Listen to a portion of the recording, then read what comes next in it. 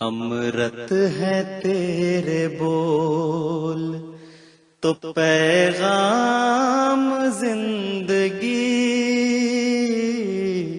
امرت ہے تیرے بول تو پیغام زندگی، تیرے سوا نہیں کوئی آواز وقت کی،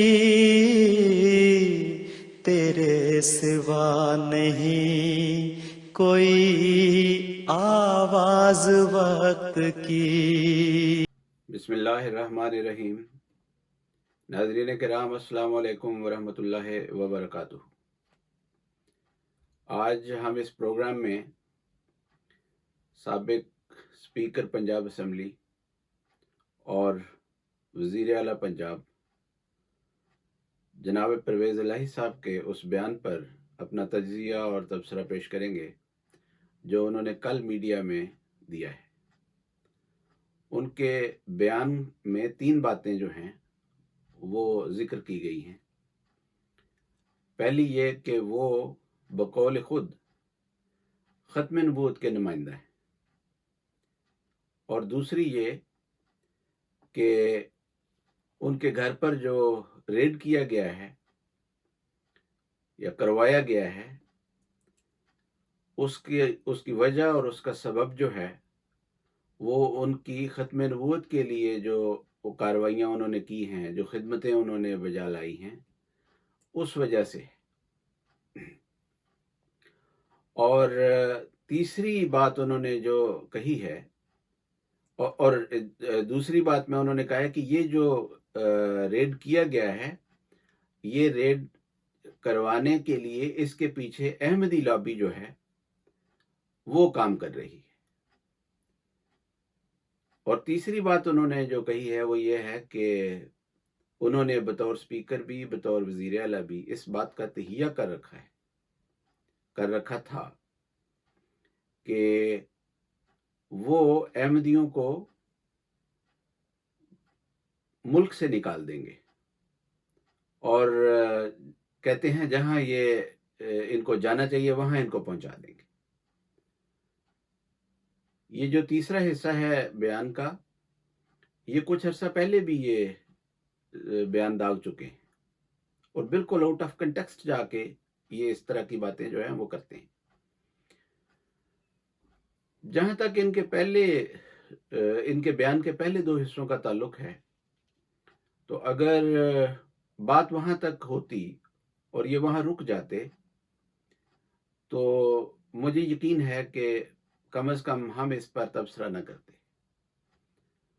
اور قرآن کریم کا یہ جو ارشاد ہے کہ اعرض عن الجاہلین، اس کے مطابق ہم مسکرا کر تھوڑا سا آگے گزر جاتے، یا اگر بہت زیادہ کرتے تو شاید خود ہی اپنے ہی دل میں خود ہی یہ شعر ایک عرب کا گنگنا لیتے۔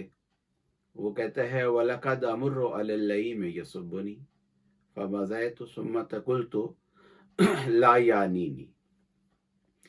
کہتا ہے میں ایک کمینہ شخص جو ہے اس کے پاس سے گزرتا ہوں جو مجھے گالیاں دے رہا ہوتا ہے، لیکن میں آگے چلتا چلا جاتا ہوں اور خود کو مخاطب کر کے کہتا ہوں کہ یہ مجھے مخاطب نہیں کر رہا، اس کا مخاطب میں نہیں ہوں یہ جو گالیاں دے رہا ہے۔ تو اگر یہ جھوٹے الزامات لگاتے اور جس طرح انہوں نے کہا کہ احمدی لابی جو ہے وہ کام کر رہی تھی، یا خود کو ختم نبوت کا چیمپئن قرار دیتے، تو ہم آگے گزر جاتے، ہمیں ضرورت نہیں تھی کہ ان کے اس بیان پر تبصرہ کرتے۔ لیکن یہ جو انہوں نے دھمکی دی ہے اور کہا ہے کہ میں نے تہیہ کر رکھا ہے کہ ان کو ملک سے نکالنا ہے، یہ بیان ایسا ہے کہ جس کے متعلق میں نے سمجھا کہ ضروری ہے کہ کچھ نہ کچھ اس پر کہا جائے اور اس کا تجزیہ بھی کیا جائے۔ پہلے 2 حصوں کے متعلق ان کے اپنے بیٹے کا بیان یہ ہے کہ یہ جو حملہ ہے یہ ان کے اپنے کزن شجاعت حسین جو ہیں ان کے بیٹوں نے کروایا ہے۔ تو اب باپ کہتا ہے کہ احمدی لابی جو ہے اس نے یہ کروایا ہے. اگر ہم دونوں باپ بیٹے کو سچا سمجھ لیں اور مان لیں تو مطلب یہ ہے کہ پھر ان کے گھر میں احمدی لابی جو ہے وہ اس حد تک گھس گئی ہے کہ ان کا گھر جو ہے وہ احمدی لابی کی زد میں ہے، جبکہ حقیقت یہ ہے کہ ایسی کوئی احمدی لابی نہیں ہے، اور نہ احمدی لابی کا اس میں کوئی کردار ہو سکتا ہے نہ ہے. باپ تو یقیناً جھوٹا ہے، لیکن بیٹے کی بات میں کسی حد تک سچائی جو ہے وہ ممکن ہے، اس کا امکان جو ہے وہ موجود ہے، کیونکہ جو خاندانی ان کی چپکلشیں آج کل چل رہی ہیں، جس طور پر یہ ایک دوسرے کے ساتھ گتھم گتھا ہوئے ہیں، تو بیٹا ہو سکتا ہے کہ سچی بات کر رہا. جہاں تک انہوں نے یہ بات کہی ہے کہ میں نے یہ تہیہ کر رکھا ہے، تو اس لفظ تہیہ کو یاد رکھیے. مجھے اس سے وہ یاد آتا ہے جو ضیاء الحق نے کہا تھا. اس نے بھی یہ لفظ استعمال کیا تھا. اسے کہا تھا میں نے اور میری حکومت نے یہ تہیہ کر رکھا ہے کہ ہم احمدیت کے کینسر کو ملک سے اکھاڑ پھینکیں گے. تو دعویٰ بھی ایک ہی ہے اور انجام بھی ایک ہی ہے. جہاں تک ان دونوں کی آپس میں طاقت کا تناسب ہے، وہ ایک مطلق العنان ڈکٹیٹر تھا. اس کے اشاروں پر ساری حکومت کی مشینری جو تھی وہ ناچتی تھی، اور یہ ان مطلق العنان ڈکٹیٹروں کی ایک معمولی سی پیداوار ہے، ان کا ایک پیادہ ہے. پتہ نہیں شاید اس کے لیے پدے کا لفظ بھی استعمال کرتے ہیں. یہ ایک پدا سا ہے، اس کی اس سے زیادہ حیثیت کوئی نہیں ہے. بہت بے بس ہے. اور لیکن جو چیز ان دونوں کے درمیان مشترک ہے وہ ذلت کا انجام ہے. اس لحاظ سے ایک ہی کشتی کے یہ مسافر ہیں، اور اسی کشتی میں یہ بیٹھ کے سارا سفر جو ہے وہ کر رہے ہیں.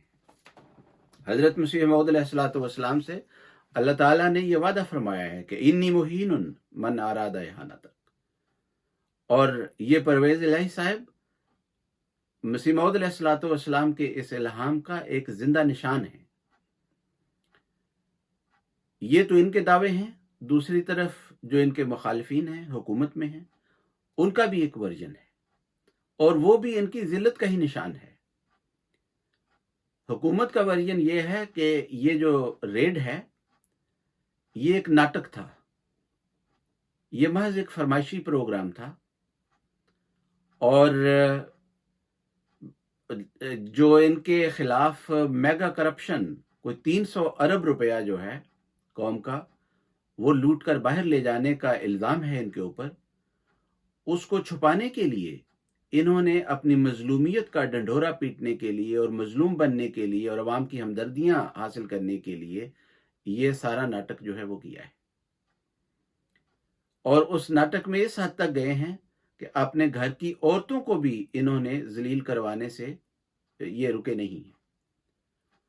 اور آخری حربے کے طور پر انہوں نے ختم نبوت کی جو شیلڈ ہے اس کو انہوں نے استعمال جو ہے وہ کرنے کی بھونڈی سی کوشش کی ہے، جس کا بالکل کوئی کنٹیکسٹ نہیں تھا.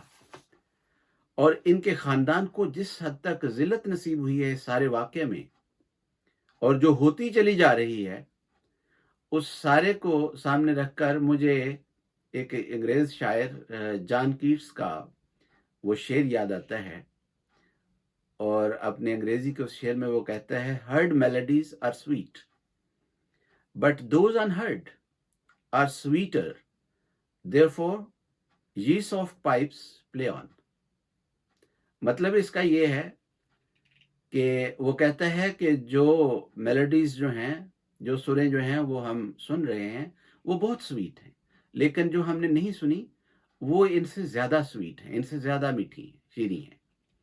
اس لیے لہذا خود کوئی اپنے آپ کو مخاطب کر کے کہتا ہے کہ تم سافٹ پائپ چلا رہے ہو تو اس کو کنٹینیو کرو، اس کو بجاتے جاؤ تو یہ سنیں جو ہیں ہم سنتے جائیں. जस्ट इसको उलट लें तो फिर आपको समझ आएगी कि इनके साथ हुआ क्या है। इनका जो गंद ज़ाहिर हुआ है और जो ज़िल्लत इन पर वारिद हुई है, जितनी लोगों के सामने आ गई है और जो तमाशा इनका बना है, उससे ज़्यादा, कहीं ज़्यादा वो ज़िल्लत है जो लोगों के सामने नहीं आई, जो छुपाई जा रही है। बस उसको ज़रा स्ट्रीमलाइन कर करके तो बाहर निकाला जा रहा है। और अगर आप इनके इंटरव्यू सुने, वो जो शुजात साहब के बेटों का इंटरव्यू था, तो मालूम होता है कि बस बेचारे समझ नहीं आ रही कि अब कहाँ से पकड़ें और कहाँ से छोड़ें। तो ये ज़िल्लत जो है, इसकी दास्तान जो है बहुत तवील है और इसके अंदर बहुत गंद है जो ये लोग जो हैं जिसका शिकार हुए हैं और जो इनका ज़ाहिर हुआ है, और जो ज़ाहिर नहीं हुआ अभी दुनिया पर, वो इससे बहुत ज़्यादा है।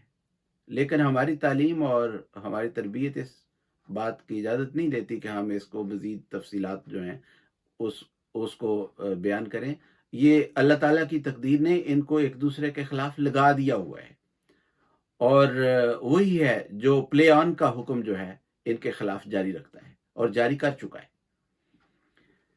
जहां तक आखिरी हिस्से का ताल्लुक है, उसमें हालत ये है कि इन्होंने अहमदियों को कह रहे हैं कि मैं अहमदियों को इस मुल्क से निकाल दूंगा, जबकि हालत ये है कि इनके अपने बच्चे जो हैं वो मुल्क से भागे हुए हैं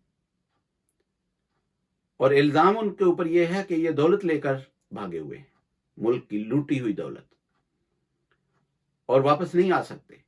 ये अपने बच्चों को वापस नहीं ला सकते मुल्क में। अहमदियों को कह रहे हैं हम अहमदियों को निकाल देंगे। तो जो इनके बच्चे हैं उनके ऊपर तो मेगा करप्शन के स्कैंडल्स हैं। अहमदी जो मुल्क छोड़कर बाहर गए भी हैं, वो तो इस वजह से गए हैं कि उस मुल्क में खुदाए वाहिद यगाना का नाम लेना जो है उनके लिए जुर्म बन गया था और मोहम्मद मुस्तफ़ा सल्लल्लाहु अलैहि वसल्लम की मोहब्बत का दावा जो है वो उनके लिए जुर्म बनाया गया था। तो इतना अजीमुशान फर्क है अहमदियों की हिजरत में और ये जो भागे हैं वहां से, बहुत बड़ा फर्क है। तो अपने बच्चों को पहले ले आए, फिर बात करें कि अहमदियों को निकालना है और किस तरह अहमदियों को निकालना है। मिलियंस की तादाद में वहां अहमदी हैं जो सन्स ऑफ द सॉइल हैं, वो उनकी जायदादें हैं वहां पर, उनकी जमीनें हैं, वो मालिक हैं वहां के। ये नहीं हो सकता कि कोई कहे कि मैं इनको निकाल दूंगा तो वो फिर निकाल दे। और जो इनके सुनने वाले थे उनके लिए थोड़ी देर के लिए एक हंसी का सामान था, इससे ज्यादा वो भी समझ रहे थे कि ऐसे ही झूठ बोल रहे हैं, ऐसे ही बड़ मार रहे हैं, कोई इसकी हकीकत नहीं है। हम जब अदालतों में जाते हैं तो एक विक्टिम स्टेटमेंट जो है वो हम अदालत में जमा करवाते हैं। जब किसी इंसान को कोई धमकी मिलती है तो जिसको धमकी मिली होती है उसके मुतालिक हम विक्टिम स्टेटमेंट लिखते हैं और वो अदालत में जमा करवाते हैं। मतलब ये होता है कि वो जो जिसको धमकी दी गई है उसके ऊपर उसका कितना असर है, और उससे जो सवाल पूछा जाता है वो ये पूछा जाता है कि जिसने धमकी दी है क्या उसमें इस बात की सलाहियत है कि वो इस धमकी पर अमल पैरा भी हो सके। दूसरा ये कि क्या तुम्हें वाकईतन इस बात का खौफ है कि ये शख्स जिसने धमकी दी है ये इस पर अमल भी करेगा। तो ये स्टेटमेंट जो है हम जमा करवाते हैं। तो अगर अहमदियों से पूछा जाए कि बताओ ये जो परवेज इलाही साहब ने धमकी दी है, आज कल भी दी है और इससे पहले भी दे चुके हैं, इसका तुम्हारे ऊपर क्या असर है? आखिर तुम विक्टिम हो, तो किसी अदालत में ये मुकदमा जाए तो पूछा जाए कि तुम्हारे ऊपर क्या असर हुआ है। तो बिला इस्तिस्ना हर अहमदी ये बात कहेगा, बच्चा भी, बड़ा भी, बूढ़ा भी, जवान भी, औरत भी, मर्द भी, कि ये शख्स जो है इसको अहमदी फोबिया हो गया है, इसका किसी अच्छे अस्पताल में इलाज करवाया जाए। इनमें वो ताकत नहीं है कि इन गिदड़बकियों पर ये अमल कर सके। ये बस खाली खुली धमकियां जो हैं ये देते हैं। اپنی پبلک کو خوش کرنے کے لیے۔ حضرت مسیح موعود علیہ الصلوۃ والسلام نے ایسے لوگوں کو مخاطب کر کے جو جواب دیا ہے، وہی جواب آج ہر احمدی کا ایسے لوگوں کو ہے اور ہمیشہ رہے گا اور ہمیشہ رہا ہے۔ حضرت مسیح موعود علیہ الصلوۃ والسلام فرماتے ہیں اپنے اردو کلام میں، فرمایا جو خدا کا ہے اسے للکارنا اچھا نہیں، جو خدا کا ہے اسے للکارنا اچھا نہیں، ہاتھ شیروں پر نہ ڈال اے روبہ زار و نزار، ہے سرے راہ پر میرے وہ خود کھڑا مولا کریم، پس نہ بیٹھو میری راہ میں اے شریران دیار۔ حضرت خلیفۃ المسیح رابع رحمہ اللہ نے، یہ پرویز الہی صاحب کے جو گرو تھے اور جو خاک کا ایک بگولہ تھا ضیاء الحق، اس کے متعلق احمدیوں کو مخاطب کر کے یہ شعر فرمایا تھا، فرمایا تمہیں مٹانے کا زوم لے کر اٹھے ہیں جو خاک کے بگولے، خدا اڑا دے گا خاک ان کی، کرے گا رسوائے عام کہنا۔ تو اللہ تعالیٰ نے اس کو رسوائے عام کیا تھا اور اس کو اقرار کی شاید توفیق نہیں ملی تھی کہ مجھے احمدیت کی وجہ سے یہ رسوائی ہو رہی ہے، اور وہ رسوائی اب قیامت تک جاری و ساری ہے۔ لیکن اس بدبخت کے ذلت اور رسوائی میں ایک یہ پہلو بڑا نمایاں ہے کہ یہ اب اقراری ہے کہ یہ جو ذلت اور رسوائی ان کی ہو رہی ہے اور یہ جو ہوئی ہے، یہ اس وجہ سے ہوئی ہے کہ اس کا احمدیت کے ساتھ کوئی نہ کوئی تعلق ہے، اور یہ تو احمدیت کا تعلق احمدیوں کو سازشی قرار دے کر تلاش کر رہا ہے، لیکن جو تعلق ہے وہ اس کو نظر نہیں آ رہا، اور وہ وہی تعلق ہے جو مسیح موعود علیہ السلام نے فرمایا کہ خدا نے مجھے یہ وعدہ دیا ہے اور خدا نے مجھے پر الہام کیا ہے، انی مہین من اراد احانت، کہ میں ہوں جو ہر اس شخص کی احانت کروں گا جو تیری احانت کا ارادہ بھی کرے گا۔ تو ہم اس پروگرام کو حضرت مسیح موعود علیہ الصلوۃ والسلام کے اس شعر پر ختم کرتے ہیں۔ حضرت مسیح موعود علیہ الصلوۃ والسلام اپنے فارسی کلام میں فرماتے ہیں، اے آنکھ سوئے من بدویدی بصد تبر، از باغباں بترس کہ من شاخ مسمرم، کہ اے وہ شخص جو میری طرف 100 کلہاڑے لے کر مجھے کاٹنے کے لیے دوڑا چلا آ رہا ہے، از باغباں بترس، خدا سے ڈر جو میرا باغبان ہے، از باغباں بترس کہ من شاخ مسمرم، کہ میں پھلدار شاخ ہوں،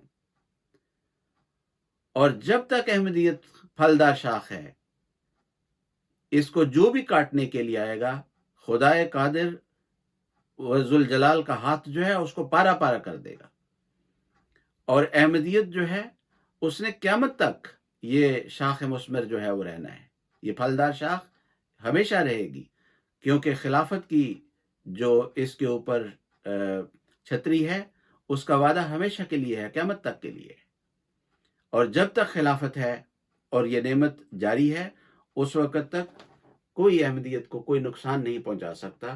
یہ تو بہت چھوٹی سی چیز ہے۔ اللہ تعالیٰ نے قرآن کریم میں فرمایا وَلَن تَجِدَ لِسُنَّتِ اللَّهِ تَبْدِيلًا، اس کو احمدی لابی نظر آ رہی ہے جو جس سے ان کو خوف ہے اور جس کا اس کو فوبیا ہے، اور جو خدا کی لابی جو ہے وہ اس کے خلاف متحرک ہے، اور جس کے فوکس میں یہ آ چکا ہے اس کی طرف اس کی نظر نہیں ہے، اور جب انسان اصل خطرات جو ہیں ان سے غافل ہوتا ہے اور اس طرف کو دیکھتا ہے جس طرف خطرہ نہ ہو تو مارا تبھی جاتا ہے۔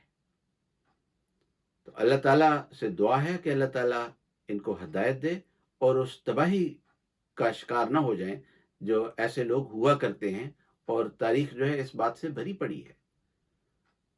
خسرو پرویز نے بھی تو یہ کوشش کی تھی کہ ایک مذہبی لبادہ جو ہے اپنی کرپشن کو چھپانے کا اس نے اختیار کیا تھا، اوڑا تھا ایک مذہبی لبادہ، اور اسی وجہ سے اس نے حضرت صلی اللہ علیہ وسلم کی گرفتاری کا حکم دیا تھا، لیکن پھر خدا کی تقدیر نے اس کو ٹکڑے ٹکڑے کر دیا، اور خود اس کے اپنے بیٹے کے ہاتھوں اس کو اللہ تعالیٰ نے رسوا کر دیا اور ہلاک کر دیا۔ تو اللہ کی تقدیر ہے، وہ جس طرح چاہے وہ چل سکتی ہے۔ آج کے لیے اتنا ہی۔ جزاکم اللہ تعالی احسن الجزا۔ السلام علیکم ورحمۃ اللہ وبرکاتہ۔